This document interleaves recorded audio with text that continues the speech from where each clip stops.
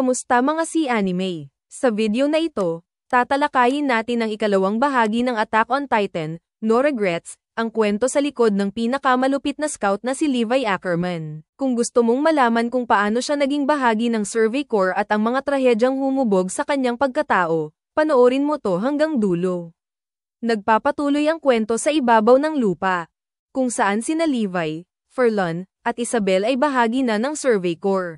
Sinabi ni Furlan kay Levi na nandito na daw ang mga pursuers at sinabi naman ni Isabel na hindi pa ba raw nakakuha ng leksyon ang mga military police. Sinabi naman ni Levi na dahil daw sa mga merchants bakit nagpadala ng mga pulis, ito ang underground district. Located ito sa ibaba ng safest land at pinoprotektahan ito ng 3 malalaking gusali, isa itong abandoned underground. At normal lang daw dito na hindi ka na makakalabas hanggang sa pagtanda at pagkapatay mo. Habang binibigyan sila ng kanilang sahod, sinabi ni Furlan na mas napadali daw ang kanilang trabaho dahil sa gears at lumaki raw ang kanilang hati sa pera. Kaya pala binigyan ni Furlan si Lance ng maraming pera ay para pala ito sa gamo sa kanyang benti, makakalabas ka raw sa underground kung marami kang pera. Pero kung wala ka naman pera ay normal lang na mabulok ka ron. Naawa si Furlan sa sitwasyon ng mga mahihirap dun, at sabi niya na the lack of sunlight causes the people legs to go bad. Sinabi naman ni Levi na pareho lang daw sa ina ni Furlan ang nangyari sa mga tao dun, nagbalik ang mga nakaraan nila. May narinig sila at naghanda ngunit sa pagbukas nila ng pinto ay isang babae lang pala ito, hinahabol pala siya ng mga masasamang tao. Nakita nila ang babae at sinabi na ibalik daw ito sa kanila, tumakas pala ito sa underground kahit walang bayad, kung sino man raw ang tumakas sa 11th stairway ay dapat daw itong patayin. Nung lumapit ang lalaki ay dinaplisan ito sa kamay at sinuntok sa pagmumuka, sinabihan ni Levi ang babae na ano daw ang nasa kanyang mga kamay at baka mapatay niya ito, isa pala itong ibon na naligaw. Gaya lang daw sa kanyang buhay ang ibon na gustong makawala sa underground at lumidpad sa eri, ginamo nila ang pakpak ng ibon. Gusto pala ng babae ang trabaho nila Levi at makasuot ng 3D maneuver gear, gusto niya lumipad tulad nila. Sinabi ni Levi kay Isabela na kung gusto mong maging katulad namin, dapat marunong kang maglinis ng 3D at saka na daw ito gamitin. Natuwa si Isabela at nagpasalamat kay Levi hanggang sa sinanay nila ito. Sind Tränen nicht schlecht, wie stehen.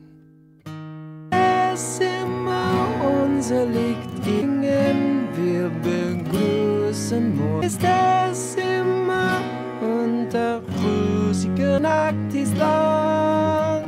Habang papalabas sila Levi ay may sumalubong sa kina nila ang isang matanda at binigyan sila ito ng job request at tinanggihan ito ni Levi. At nung aalis na sila ay sinabi ng matanda na huli na ang lahat sa pagtanggi dahil tinulungan niya na raw si Jan sa kanyang binti at ipinadala sa ospital. At sila ay naglakbay papunta sa ibang lugar. Tinanong ni Levi kung sino daw sila, ang sagot naman ng matanda ay wag raw mag-alala at matutunan daw nila na mag-trust sa kanila. Kung matatapos daw nila ang mission ay hindi lang daw malaking pera kundi makakatira daw sila sa surface at naghanda sila Levi para sa mission. Sinabihan ng matanda si Levi na kung hindi daw nila gagawin ang mission ay sangkot pa din sila at posible silang mapahamak dito kaya wala silang choice kundi sumunod dito. At nagsimula na nga sila sa kanilang mission.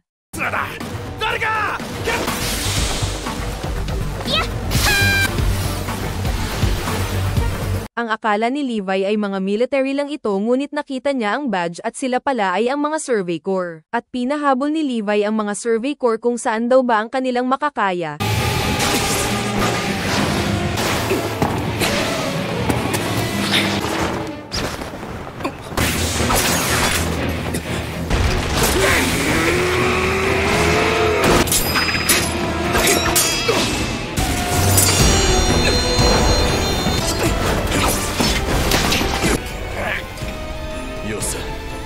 At nahuli silang lahat at magaling daw si Levi, sabi ng isang Survey Corps. Tinanong sila kung saan daw nila nakuha ang mga 3D maneuver at kung sino daw ang nagturo sa kanila sa paggamit nito at kung nag-training ba daw si Levi ng military. Sinabi ni Furlan na self-taught lang daw kung bakit sila marunong at hindi naniwala ang taga-Survey Corps. Nagpakilala si Erwin Smith at tinanong niya kung ano ang pangalan at sagot naman ay ako si Levi, at papakawalan daw siya basta't sumama lang daw siya sa Survey Corps at sumang-ayon si Levi dito. Nagalit ang kasamahan ni Erwin Smith kung bakit daw kinuha nila ang isang kriminal, wala ba daw silang formality sa pagtanggap nito. Ngunit sinabi ni Erwin Smith na magaling daw gumamit si Levi ng 3D maneuver gear, mahirap daw patayin ang mga Titans at kulang sila sa tauhan at wala silang choice na tanggapin NLNG daw ito. At nag-assemble na nga ang mga taga-Survey Corps pero kasamahan na nila sila Levi, Furlon, at Isabela, at ang kanilang leader ay si Flagon. At hinatid sila sa barracks at sinabihan sila na maglinis daw dapat hindi katulad sa underground na marumi. Nag-ali si Erin pero sinabi ni Furlon na maglilinis daw sila okay na daw ang lahat. Sinabihan ni Furlon si Levi na wag na daw magkalat dahil pinapalibutan na daw sila ng mga ito,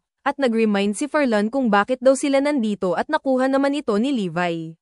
Nag-meeting sila Erwin Smith sa loob ng Kalisya, at nagtanong tungkol kay Nicholas Lobov, at kung mababago pa ba niya ang utak ni Nicholas Lobo. Ang mission pala nila Levi ay kunin ang mga dokumento at patayin ang leader ng taga-Survey Corps na si Erwin Smith. Nung dumating na sila sa lugar ay sinabi ni Erwin na handa raw siyang isakripisyo ang kanyang buhay sa Titans para daw ito sa future ng mga tao. Nagkasalobong sila Erwin at Levi at ang nasa utak ni Levi na siya daw ang papatay kay Erwin Smith. Sa kabilang banda naman ay nag-day training si Isabela at nagulat ang kanyang mga kasamahan kung bakit madali lang daw ito para sa kanya. Sinabihan si Levi na hindi daw tama ang kanyang paghawak sa espada at mamatay daw siya nito, ngunit ang sabi ni Levi, "I'll do it my way." Nagdududa pa rin sila kung kaya ba ito ni Levi.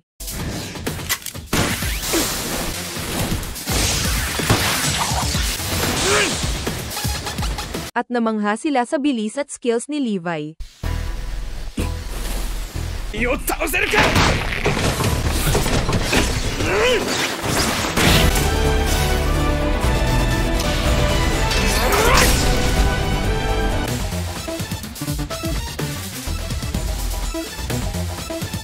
Ginawa na ni Furlon ang kanyang mission na kunin ang scroll, ngunit papunta na pala si Erwin sa kanyang office, at nabigo ito.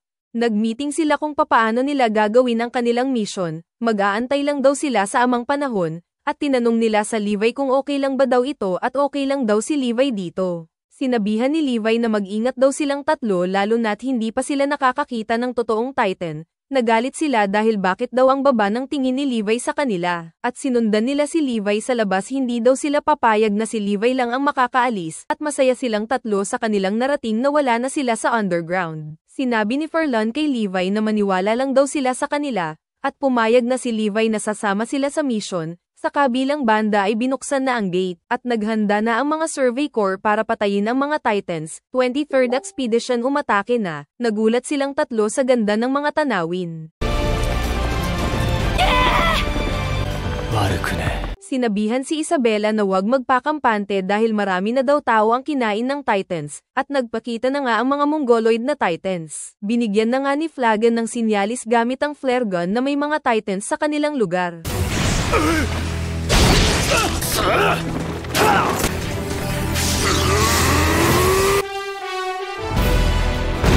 Habang sila ay tumakto, si Levi naman ay kabaliktaran ang ginawa.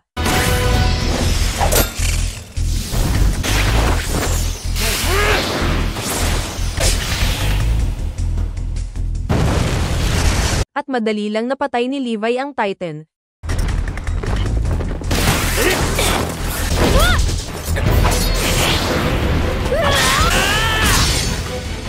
At masaya sila na napatay nila ang Titan. Nalaman na nila ang rason kung bakit kinuha ni Erwin sila Levi at pinuri nila ito, ngunit napadami daw ng gamit si Levi ng gas at sinumbatan naman ni Levi na mas pipiliin ba daw niyang hindi gumamit ng mga equipments at mamatay ang kanyang manga kasamahan. At sinabi ni Erwin na kung magpapatuloy ito ay posibleng ikapahamak ito ni Levi at umalis. Dahil sa mahirap na panahon, mas lalong delikado ang kanilang ginagawa dahil hindi nila makikita ang mga flare guns. Sinabi naman ni Levi na chance daw ito para sa kanila na gamitin ang ulan at patayin si Erwin Smith, at sinabi ni Levi na gagawin lang daw niya itong mag-isa para hindi mahalata. At sumang-ayon naman ang dalawa, kung may maghahanap daw kay Levi sabihin daw nila na nag-e-explore lang ito sa daan, at mag-isang umalis na si Levi. Ngunit sa kanyang pagbabalik, isang malagim na tanawin ang bumungad kay Levi. Sina Furlon at Isabel, wala ng buhay, pinaslang ng mga Titan. Ang kanyang mga kaibigan, na parang pamilya na rin sa kanya, ay nawala sa isang iglap. Ang sakit at galit na kanyang naramdaman ay hindi maipaliwanag.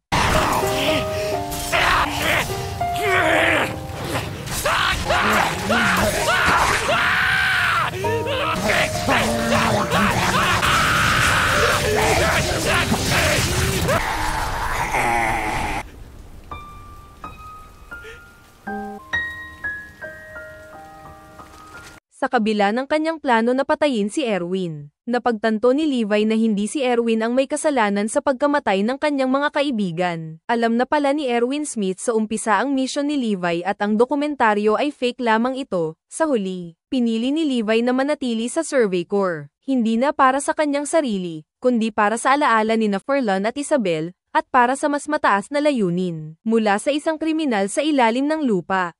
Naging isa siyang huwarang sundalo na handang isakripisyo ang lahat para sa sangkatauhan. At dyan nagtatapos ang ating recap ng Attack on Titan, No Regrets, isang kwento ng pagkakaibigan, sakripisyo, at pagbabago. Kung nagustuhan mo ang video na ito, huwag kalimutang mag-like, mag-subscribe, at i-click ang notification bell para sa iba pang anime recaps. Hanggang sa muli, Polem!